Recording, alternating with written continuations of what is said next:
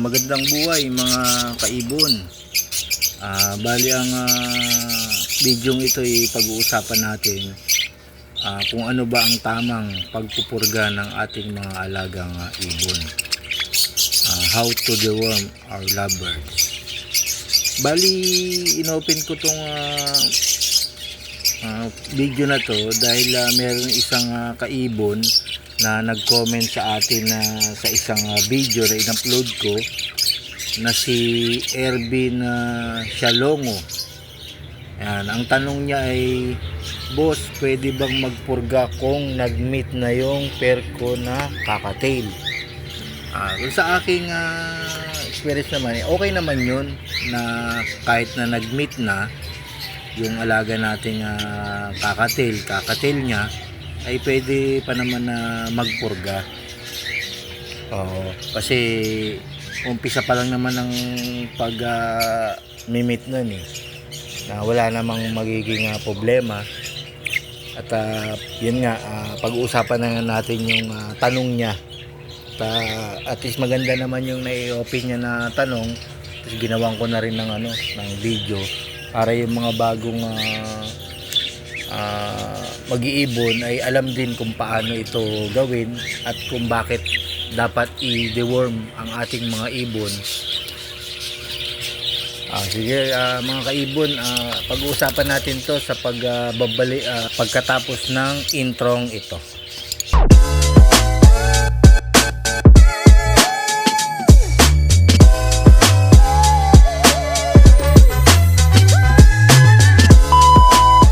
Welcome back mga kaibon.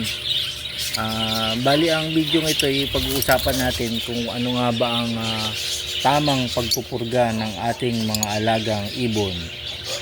Yun na yung how to deworm our lovebirds. Ano nga ba ang tamang pagpupurga ng ating mga ibon? At bakit nga ito natin ginagawa sa ating mga alagang ibon? Siyempre kailangan po natin yan na pupurga para sa performance ng ating mga ibon, lalo na yung mga proven pair natin na nangingitlog, at para maganda rin yung ilalabas nilang mga inakay na bago natin na ma-deworm. Halimbawa po, ang mga proven pair, yan po yung dapat natin na i-deworm kasi continuous na po yan na nagpo-production ng kanilang mga itlog. Yan, para hindi rin sila maano sa mga sakit. At kung di natin ito gagawin sa kanila, bali humihina yung production ng kanilang itlog at nakaka-apekto rin sa performance ng pagpuproduce ng mga inakay. Bali binibigay natin yung naayon na vitamins at pagkain para sa kanila. Kailangan kasi nila yan, lalo na pag yung bagong paris mo, kailangan talagang ay deworm yan. At saka nagbibigay din tayo ng mga vitamins para maging fertile yung mga itlog nila. Bali tuturo ko sa inyo kung paano nga yung gagawin na pagbibigay ng hammer o pampurga sa kanilang mga sa inyong mga alagang ibon. Bali ang una nating gagawin ay sa umaga po tayo magbibigay ng pamurga. Kasi dun yung wala silang kinain at walang laman yung mga butsi nila, at magiging effective yan pagka wala silang kinain. At may lalabas nila yung mga bulate kung meron man sa ating mga alagang ibon. Tsaka ito po yung pagbibigay ng pamurga, advisable po yan sa mga matured pair. Doon sa mga proven pair na natin, at saka yung sa bago nating ipagpapares, bali ang tamang edad nila ay 8 to 10 months. Yan, pagbibigay ng pamurga. Kasi once na bata pa yung ibon na binigay nyo, ay pwedeng di nila kayanin, at saka manghina sila at baka mamatay pa. Yan. Kaya doon lang tayo sa mga proven pair at matured na gusto nating ipagpares, doon lang tayo pwedeng magbigay ng hammer na pamurga. Oo. At saka nga pala advice ko din, bago tayo magsalang, ipurga na natin sila, para at least maganda yung katawan nila, healthy, at malalakas yung mga inakay na ipoproduce nila. Bali nga pala yung sa aking binibigay na pamurga, yun nga yung sabi ko na hammer, ayun yung mas effective. May effective na vitamins o pamurga sa kanila. Yun yung hammer. Bali yung hammer ay mabibili niyo naman yan sa pet shop. Yan, sabihin nyo lang hammer, kahit yung isang sachet lang na na hammer powder. Yan, yung hammer na yan ay pwede rin sa sa kalapati, manok, tsaka ibon. Yun nga, yung ibon natin. At effective yan para sa akin, kasi nga ginagamit ko yan sa aking ibunan, at binabahagi ko rin sa inyo yung itong paggamit ng vitamins na hammer. Paano nga ba ang tamang pagbibigay ng vitamins na hammer na pamurga sa ating mga ibon? Bali, ituturo ko sa inyo na nakabili na kayo ng isang sachet ng hammer powder. Bali, yung kalahating laman nun ay ibuhos nyo, ilagay nyo sa isang 1.5 na coke at alugin nyo hanggang matunaw yung hammer. At siguraduhin yung matutunaw para at least effective na may effective at hindi masayang yung nilagay nating hammer. Tapos ilagay nyo na sa painuman nila. Siyempre kailangan din natin na linisin muna yung lagayan ng painuman nila para at least safe na safe at malinis yung iinumin nilang vitamins na hammer. Bali, 2 beses pala ako magbigay niyan, kasi nga para mas effective nga sa ating mga ibon na talagang maglalabasan yung mga bulati nung ipagpapares nating mga ibon or proven na.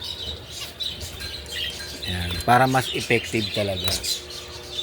Yan ba, pagbibigay niyan, nagbigay ka na ngayon ng umaga, siyempre walang kinain yan, wala kang ibinigay. Bali yung kain lang nila yung gabi, nung kagabi, tapos kinabukasan ng umaga ng 8 AM magbibigay ka na ng hammer. Basta yung wala silang kinain, sa tubig mo lang ilalagay yung tubig. Tapos kinabukasan isa pa sa umaga. Bali, wag ka munang magpapatuka magpapakain sa kanila, basta ibigay mo lang ng umaga ng 8 AM tapos kinabukasan ng 8 AM uli. Yan ang pagbibigay niyan. Bali, yun nga, para mas ma-effective 100% nga na maglabasan yung mga bulati nila. At para maging malakas yung ating mga ibon. At yun nga, yung huli, wag natin patatagalin yung inilagay nilagay nating hammer na vitamin sa tubig at alisin kagad. Bali pwede na yan na 3 to 5 hours na nilagay nyo. Tapos kasi nga mabilis na mapanis yan at baka mainom pa nila. At kaya nga tayo nagbibigay ng hammer para at least malinis na yung katawan nila. At baka pag nainom nila yung panis na, magkaroon pa ng mga sakit. Kaya palitan na kagad natin ng malinis na tubig yung inilagay natin na hammer. Bali ito, ang gagawin nyo lang 3 to 5 hours yan ibibigay nyo. Tapos plain water na. Yun lang mga kaibon. Sana may mapulot kayong tips sa akin at gawin nyo rin sa inyong ibunan, lalo sa mga newbie na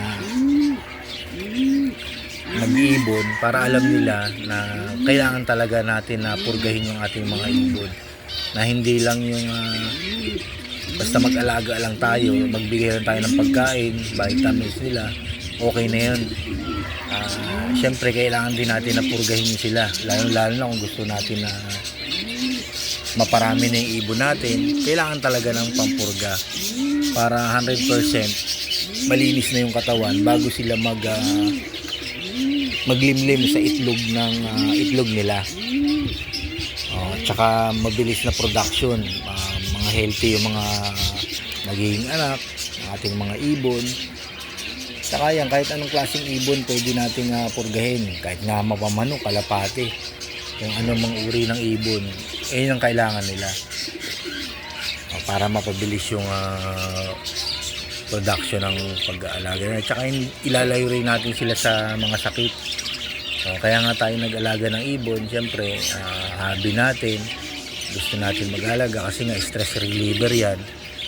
At nakakatuwa din na nakikita natin yung mga ibon natin tuwan-tuwa sa kanilang mga cage, at yung mga sound ng kunin nila natutuwa tayo. Sige na mga kaibon, hanggang doon na lang. Sana po may mapulot kayong tips para i-share nyo rin o kaya gawin nyo sa inyong ibunan. Tsaka pa-share na rin po ng video na ito, na video natin, para alam ng mga ibang bago sa pag-ibon na kailangan talaga ng purgahin ng ating mga ibon. Tsaka salamat sa iyo sir, yung nagtanong sa akin, kaya nakaisip ako na gawin itong video na to kay Sir Ervin Sialongo, na siya yung nag-open na kung bakit gawin ko tong video ito, para ma-share ko rin sa inyo kung ano nga ba yung tamang pagpupurga at kung bakit. Sige po, pa-like, share, and subscribe na lang po sa mga bagong nakapanood, at sa hindi pa nakasubscribe sa aking YouTube channel. At don't forget to click the notification bell para updated po kayo sa mga video na ating ina-upload. Nandito na lang mga kaibon. Salamat po sa inyong panonood, at meron din kayong makuwang mga tips na galing sa akin, at panoorin nyo rin po yung mga dati kong video para alam nyo rin po yung mga una kong mga nakaraang in-upload ko mga video, para may mga tips din kayong makuha. Salamat mga kaibon, hanggang dito na lang po. Salamat sa panonood.